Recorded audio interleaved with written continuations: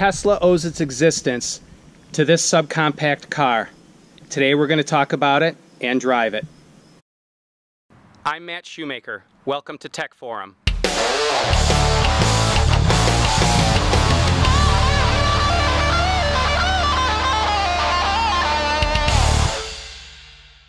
Good morning, guys. A couple of days back, my daughter purchased her first car, bought with her own money, and I wanted to show you guys, do a review of the car today.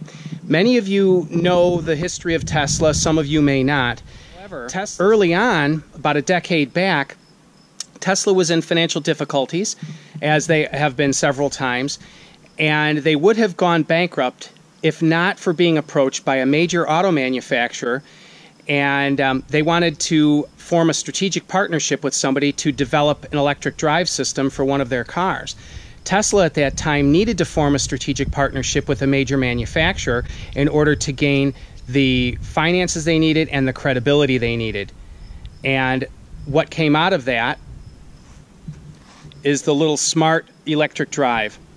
This particular car belongs to my daughter. A couple of days back, she called me and said, "Dad, I think I found a car that I'd like to buy." And she knew that I was into EVs, and she knew that I actually, a couple of years back, I was researching purchasing one of these used just as a little weekend runabout car. And she heard me talking about it, and it intrigued her. Now, my daughter drives 20 miles each way to and from work. It's mostly in town. There's almost I think there's 1 mile of interstate driving. So she needed something that would give her 40 miles round trip, and this car is rated at 68 miles of range, so it's perfect for her. Now, in the winter, there is a little bit of a concern that the car may not, using the heat and that it might not want to make it round trip. So her company did say that she's more than welcome to plug in there at work. So let's take a look at the car, and we'll take it for a drive. All right, let's start with the hatch. Now, first, you open the glass, and the luggage area in the back is actually quite spacious. It's surprising just how much room there is inside such a tiny car.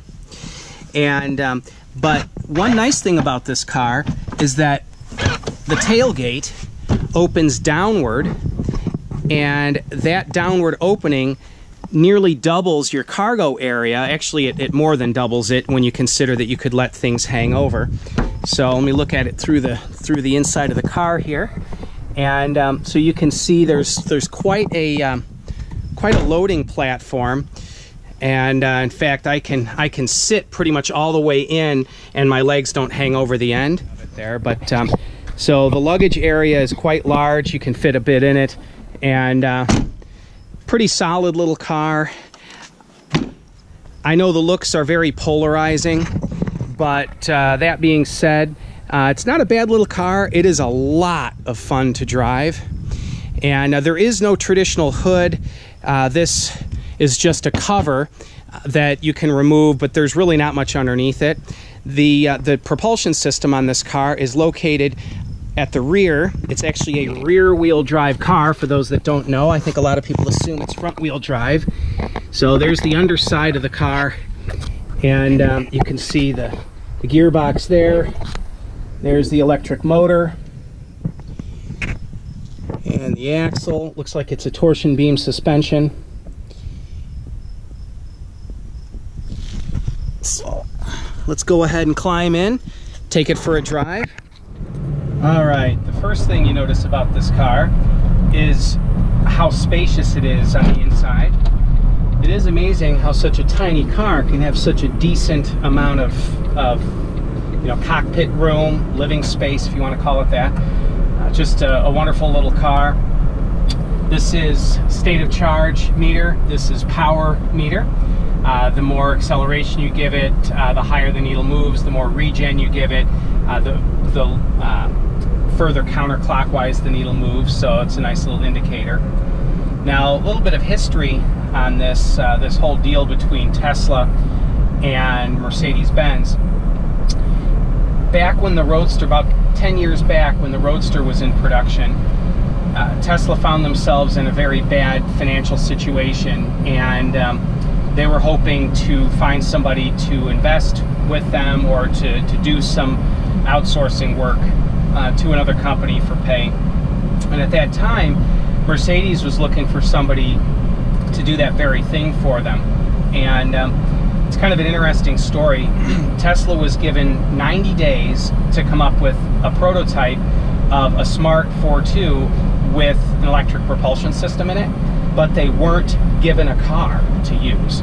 There were no smart 4.2s in the country at the time, so it was up to Tesla to source one. And I really think that, or at least from what it seems when you read about this, that Mercedes was sort of assuming that there's no way Tesla would be able to accomplish this, and therefore it was, they really weren't, I don't think they had much stake in the thing.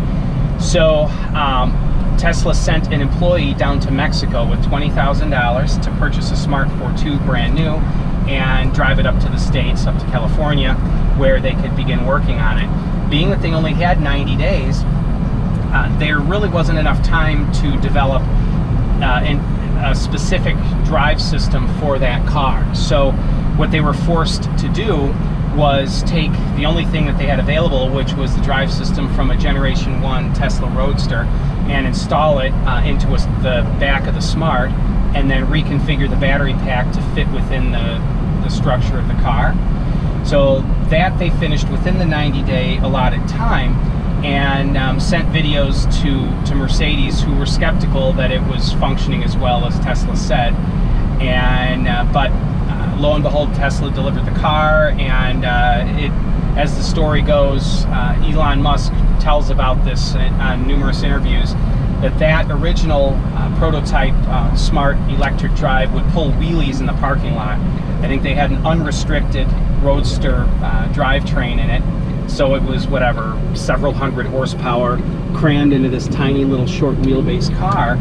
And so that sold Mercedes-Benz on the idea, and Tesla then obtained a $55 million or $50 million buy-in from Mercedes-Benz into the company.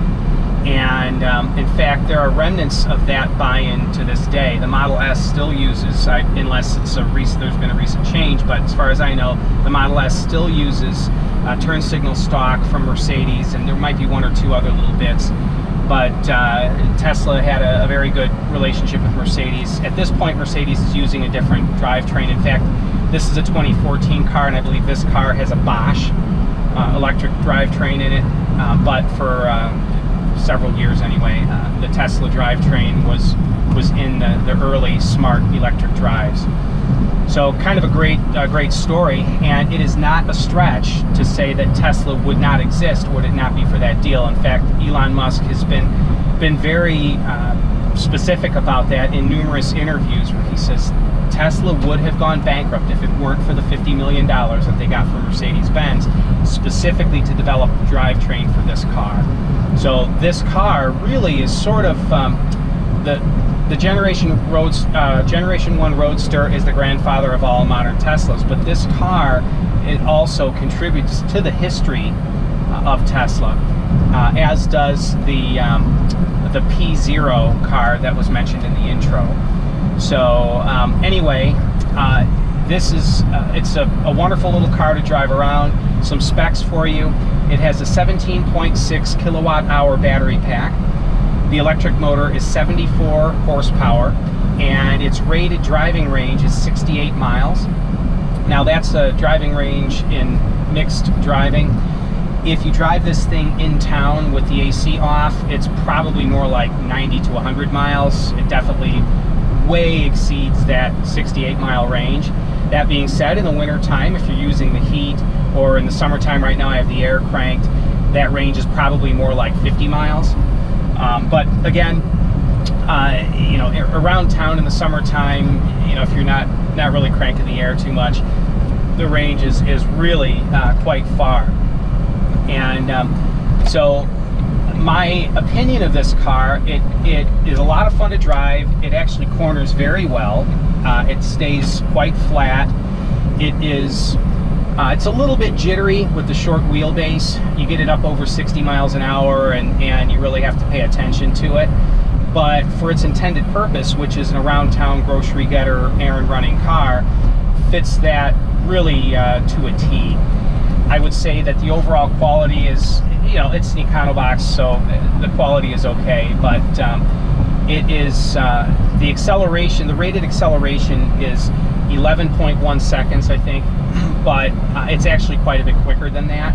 I think that might be a holdover. The early cars were 58 horsepower, 50 some horsepower anyway. This one is 74. I believe that 11.1 second acceleration rate is attributed to the early cars. This car, it's hard to tell exactly, but I've timed it at as little as 8 seconds and up to 9 seconds just using a stopwatch. So 8 or 9 seconds, 0 to 60, which puts it right in there with, you know, your typical, you know, small cars. It's quicker to accelerate than a Prius, so if that gives you anything to compare it to.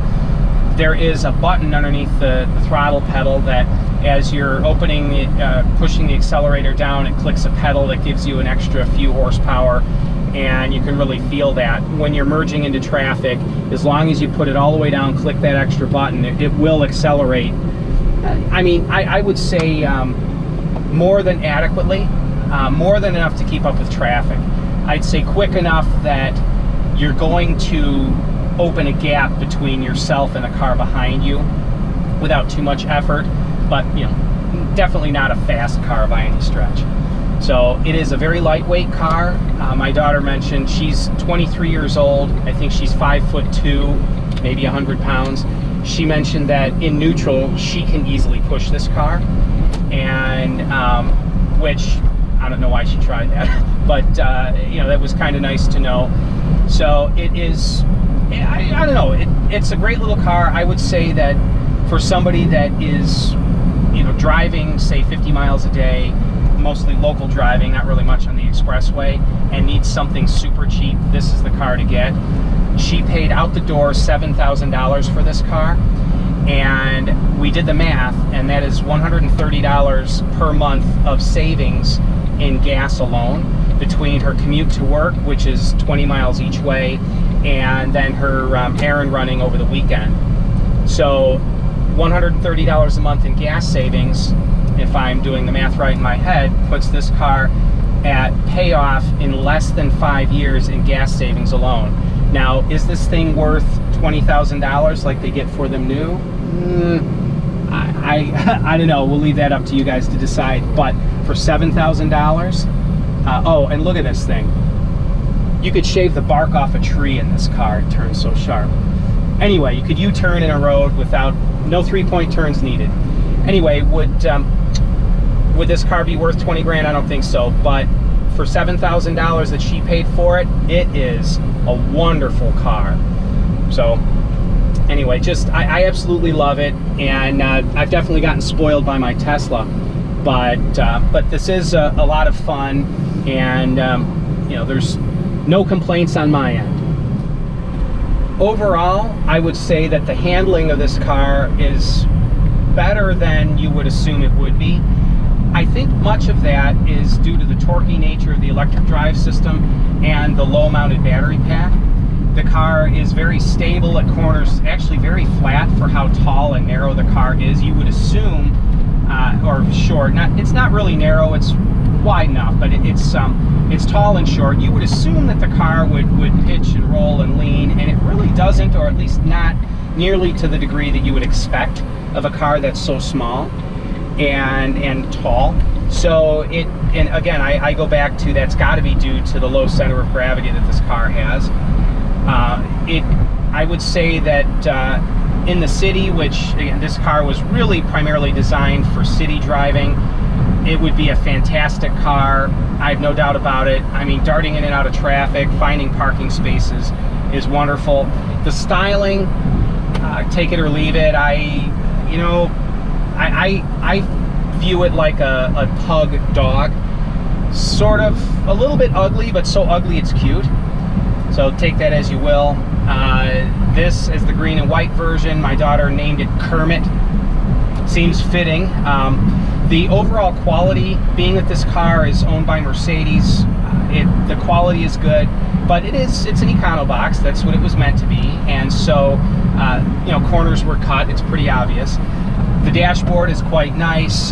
There's a cubby to the left of the steering wheel that I've got my wallet and cell phone and laying it. There's a lot of floor space, and the cargo space in the back is plenty. Headroom is fantastic. Mercedes says that 2 6'6" adults would fit in this car just fine, and I have no doubt about that. I'm 5'11" and I fit wonderfully. So I really believe that this is one of the best deals in a reliable short-range commuter car, really, that's available today. They seem to be consistently for sale for anywhere from $5,000 at the very, very low end up to about $8,000. And you can spend more if you get a newer one or if you get a convertible. The dealer she got this from had one with a glass roof, but it was $800 more and it had more miles on it, so they opted for this one. Every dollar to them, newly married and just starting off in life, is very important. And she wanted a reliable car. And Smart 4.2s aren't necessarily known for the reliability, but the electric drive versions are. Now, the only real concern for me is the electric system. If there's an issue with it, there really aren't dealers around that know anything about them. You'd have to take it to Mercedes-Benz, and their service rates are high. So her husband and I are educating ourselves on this car, on the technical aspects of it as much as possible, because if we have an issue with it, the car, I do believe it's going to be something that that we have to take care of on our own. So anyway, a great little car, a lot of fun, sort of a neat history lesson about Tesla, and I love EVs of all kinds, no matter how quirky they are. I love my Tesla because it's a cool car, but you know what? There's something about driving around on electric power that is just, it's a very freeing sensation, knowing you don't have to stop for gas and that. And even this car is a short-range EV. For its intended purpose, town-to-town use, which is what my daughter bought it for, this thing is perfect, and I don't have the least concerns about her running out of charge, assuming she plugs it in every single night and always has it charged. And so, great little car. I'll give you guys updates on it as she's owned it, you know, for a period of time, and let you guys know how it's, you know, proving itself to be for us. So anyway, you guys take it easy, and go ahead and give me a thumbs up, like, subscribe, do what you got to do, and I'll see you tomorrow. Have a good one.